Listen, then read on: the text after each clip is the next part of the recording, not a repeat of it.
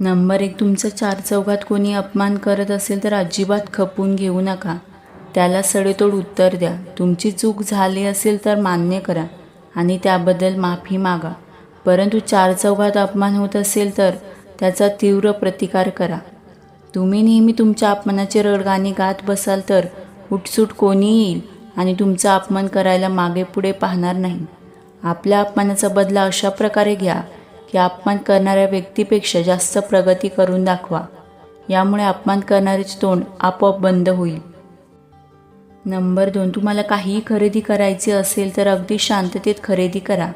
तुमच्याकडे 2 पैसे जास्त आले म्हणून गाजावाजा करत खरेदी करू नका. कारण आपल्या दुश्मनांना या गोष्टी बघवत नाही आणि आपल्या कामामध्ये काहीतरी विघ्न आणण्याचा प्रयत्न करू लागतात. त्यामुळे तुमच्या सुखी संसारामध्ये अडचण येण्याची शक्यता असते. नंबर 3, कोणावर प्रेम करायचे असेल तर त्याला न सांगता करावे. कारण प्रेम हा व्यवहार नाही जो सांगून करायचा असतो. प्रेमाची भावना ही आपल्या मनाशी आणि हृदयाशी जोडलेली असते. त्यामुळे आपण ज्याच्यावर जीवापाड प्रेम करतो त्याला आपल्या भावना आपोआप कळतात. नंबर 4, आपल्या आवडीच्या व्यक्तीसोबत जीवन जगा. बाकीचे तर फक्त आपला वेळ वाया घालवतात. ज्या व्यक्तीला आपली किंमत नाही त्याच्यासाठी कधीही वेळ वाया घालवू नका. जो वेळ वाया घालवतो तो जीवनात कधीच यशस्वी होत नाही, हे कायम लक्षात ठेवा.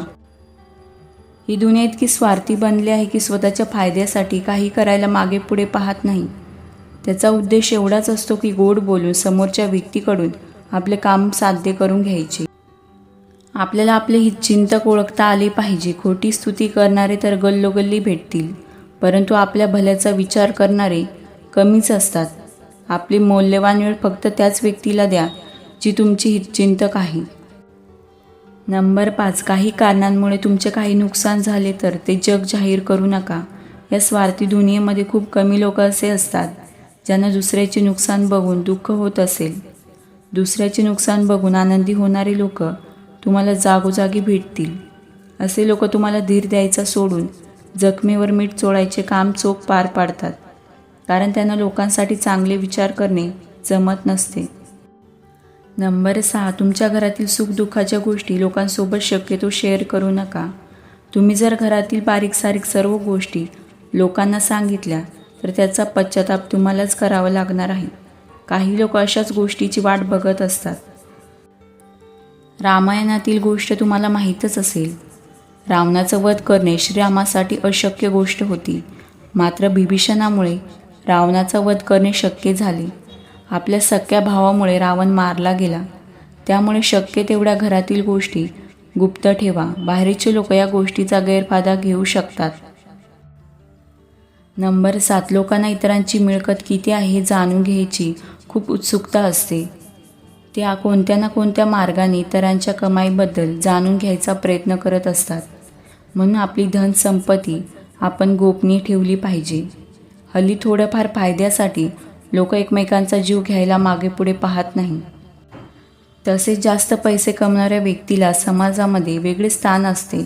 एकंदरीत बोलायचे झाले तर आपल्या मिळकतीवरून समाजामध्ये आपला स्टेटस ठरते. नंबर 8, आनंदाचे क्षण नेहमी शांततेत साजरे करा. कदाचित आपण आनंदात आहोत हे काही लोकांना पचणार नाही. विशेष म्हणजे जे लोक आतून तुमच्यावर जळतायत अशा लोकांना तुमचा आनंद बघून शांत झोप येणार नाही. चिंचेला पाहून आपल्या तोंडाला पाणी सुटते त्यावेळेस आपल्या जिभेची सर्जनशक्ती जागृत होते. अगदी तसेच आपल्या आनंदाचे क्षण बघून काही लोकांची दृष्टी लागण्याची शक्यता असते. जर आपले शुभचिंतक जास्त असतील तरच आपल्याला वाईट नजरेचा परिणाम होणार नाही. कारण आपले हितचिंतक नेहमी आपल्या भल्याचा विचार करत असतात आणि आपणास शुभ आशीर्वाद देत असतात. नंबर 9, मनामध्ये अनेक गोष्टी असतात जे जग जाहीर केल्याने आपल्या जीवनात अनेक संकटे येतात. बुद्धिमान व्यक्ती फक्त तेच विचार करतात जे त्यांच्या हिताचा असतो. बुद्धिमान व्यक्ती बोलताना नेहमी नजरेला नजर भिडवून बोलतात.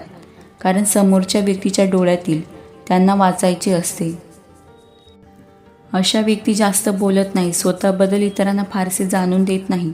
तसेच बुद्धिमान व्यक्ती आपल्या विरुद्ध विचारसरणीच्या लोकांशी वाद घालत बसत नाही आणि त्यांना त्यामध्ये रसही नसतो. अशा लोकांना शांत राहणेच पसंत असते. त्यांचा उद्देश ठरलेला असतो. ऐकावे जनाचे, करावे मनाचे. ते त्यांच्या निर्णयावर नेहमी ठाम असतात. संकटप्रसंगी त्यांचा प्लॅन बी देखील तयार असतो. नंबर 10, तुम्ही एखाद्या गुरुकडून दीक्षा घेतली असेल तर गुरुने दिलेला गुरुमंत्र कोणालाही सांगू नका. हा नेहमी गुप्त ठेवायचा असतो. यामुळे अधिक फायदा मिळतो. गुरुमंत्र इतरांना सांगितला तर त्याचा प्रभाव कमी होऊन लाभ देखील कमी मिळतात. नंबर 11, जर तुम्ही एखाद्या रोगावर औषधोपचार घेत असाल तर लोकांना सांगू नका. यामुळे तुमच्याबद्दल नकारात्मक गोष्टी समाजामध्ये पसरविल्या जाऊ शकतात. तसेच तुमच्या आजाराचा गैरफायदा देखील घेतला जाऊ शकतो. नंबर 12, विनाकारण तुम्हाला कोणी तुमचे वय विचारले असेल तर कधीच खरे सांगू नका. कारण तुमचे खरे वय जाणून घेऊन गैरफायदा घेतला जाऊ शकतो. नंबर 13, केलेले दान नेहमी गुप्त ठेवावे तरच त्याचा पूर्ण लाभ मिळतो. असे म्हटले जाते की गुप्तपणे केलेल्या दानामुळे देव देखील प्रसन्न होतात. आपण केलेल्या दानाबद्दल इतरांना सांगितले तर दानाचे सत्व कमी होते. त्यामुळे आपल्याला त्याची योग्य पुण्यप्राप्ती होत नाही. पूर्वीपासून लोक म्हणत आले आहेत की केलेले दानाने मिळालेले धन याबाबत गुप्तता बाळगता यायला हवी. मात्र लोक याच्या उलट कृती करतात.